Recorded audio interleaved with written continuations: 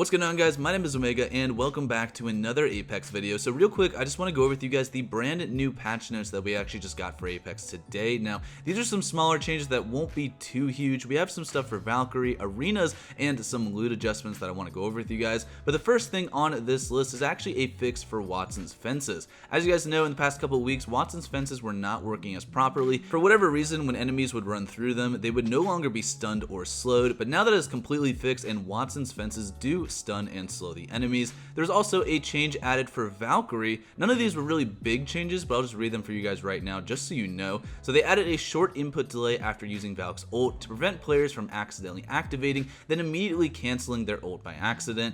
There's also an exploit that let players record stats in the firing range while using Valkyrie, and that was one of the main reasons why Valkyrie was disabled in the firing range. People found out a way in order to actually farm kills in the firing range, which would count towards these Apex Legends trackers.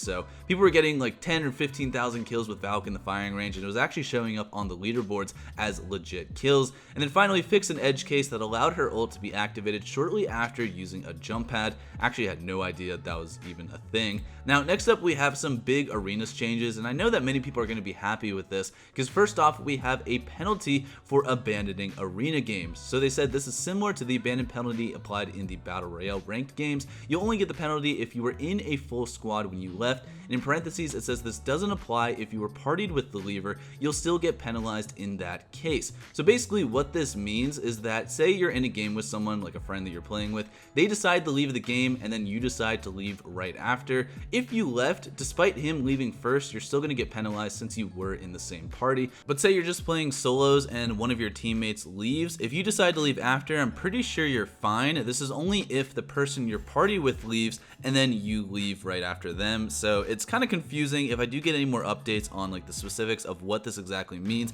I'll be sure to let you guys know, but I'm pretty sure that is what they meant by that. And there's also nothing discussed about what the specific penalties will be if you do decide to leave a game early. I'm pretty sure it's going to be the same thing as what it is in ranked. So if you do leave, you'll probably have a timed delay where you can't actually play Apex, and then the more games you leave, that time delay eventually increases. I've seen some people get like temporarily banned off Apex for like a day or so just because they continuously leave games. So the moral of this post is try not to leave any arena games. Even though it's unranked, it's still a huge problem, and this is probably one of the only ways that Respawn is able to fix it.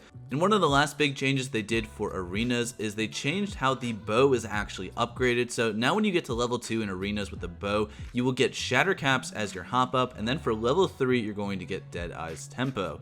And one of the last big changes that we're getting with this update is an adjustment to the loot in Battle Royale. So it said adjusted the logic for loot items being spawned on the ground as opposed to being placed in loot bins. This should cause backpacks to spawn more evenly on the ground as opposed to being spawned almost exclusively in loot bins. This was definitely a big problem. Nobody could basically find a backpack unless you found it in a bin. So hopefully this does fix the ground loot issue that there is in Battle Royale. They also said slight increase in spawn rates for level 2 Evo armor. The starter kit changes introduced in Season 9 had caused them to be lowered by more than expected. So pretty sure this is all live in Battle Royale right now. You guys can hop on and test it out for yourself, but we're actually getting a much smaller update later on this afternoon. The first thing they said about this update is that they're re-enabling Valkyrie in the firing range, and also they've temporarily increased survival XP earned in arenas. This is a placeholder fix to offset the fact the buy phase currently isn't being taken into account for survival time. In a future patch, we'll adjust the survival time calculation to include the buy phase